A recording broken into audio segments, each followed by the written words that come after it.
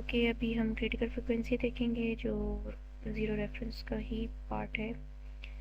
हमने mid range gain पढ़ा जिसमें हमने देखा कि वो मैक्सिमम गेन होता है जो अपर और लोअर क्रिटिकल फ्रिक्वेंसीज के दरमियान हमें मिलता है। फिर हमने रिडक्शन गेन भी पढ़ा, फिर उसके बाद हमने नॉर्मलाइजेशन गेन फ्रिक्वेंसी कर्व भी पढ़ा। अब हम देखते हैं कि क्रिटिकल फ्रिक्वेंसी असल में क्या होता है। अच्छा, ये इस फ्रिक्वेंसी को कट ऑफ फ्रिक्वेंसी भी कहते हैं और कॉर्नर फ्रिक्वेंसी भी। अब कट ऑफ से हमें पता चल रहा है कि there is something dropping. Okay, अब जो हमने उसमें देखा, एक्चुअली हमने वोल्टेज ड्रॉप होते देखा। ठीक है, वोल्टेज जो हमारे पास डबलिंग और हाफिंग, जो हमारे पास वोल्टेज का सीन आ रहा था उसमें ये था कि जब डबल था तो हमारे पास, जब ज़ीरो से ऊपर पॉजिटिव साइड में वैल्यूज़ इंक्रीज़ हो रही थी तो 6 डेसिबल उसमें इंक्रीमेंट हो रहा था, इंक्रीज़ होता जा रहा था। जबकि जब हमने हाफ का देखा तो उसमें हमारे पास 6 डेसिमल वैल्यू डिक्रीज़ होती जा रही थी, डिक्रीमेंट था। ठीक है, तो उसी तरह हमने इधर भी वही चीज़ को ऑब्जर्व करना है, लेकिन in the form of power. यहाँ पावर की रिडक्शन हो रही थी, वहाँ वोल्टेज की रिडक्शन हो रही थी, यहाँ पावर की रिडक्शन हो रही, और इसमें हमेशा 3 डेसिबल रिडक्शन होती जाएगी।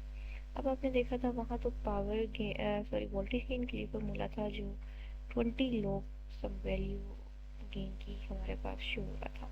अब इसमें हमारे पास 10 log यूज़ हो रहा है। ठीक है, और यहाँ देखिए, देख रहे हैं आपकी वही सेम गेन की वैल्यूज़ है, लेकिन हमारे पास जो वैल्यू है वो -3 में आ रही है और वहाँ जबकि प्लस में आ रही थी। अब जैसे आपके पास ये टेबल शो हो रहा है, इसमें आप देख सकते हैं कि ये डिफरेंट वोल्टेज गेन की वैल्यूज़ है। जब उन्होंने इसमें फॉर्मूलाज पुट किया तो ये देखें डिफरेंट हमारे पास वैल्यूज़ आ रही है। ज़ीरो जो हमारे पास मिड रेंज गेन का आ रहा था, ठीक है, और उससे नीचे हमारे पास वैल्यूज़ डिक्रीज़ हो रही हैं। ठीक है, 3 डेसिमल, और उसके बाद जो वैल्यूज़ हैं वो ज़ीरो के बाद जो है वो इंक्रीज़ होती जा रही है 6 डेसिमल।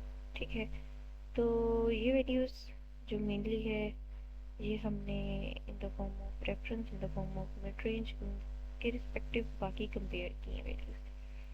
अब फर्दर हमारे पास दूसरा एक्सरसाइज है, एक्सरसाइज का क्वेश्चन भी है, एग्जांपल है। अब आप इसमें देख सकते हैं कि आपके पास ये वैल्यू ऑलरेडी, जो हमारे पास सर्टेन एम्पलीफायर है mid range, already 10 what given है।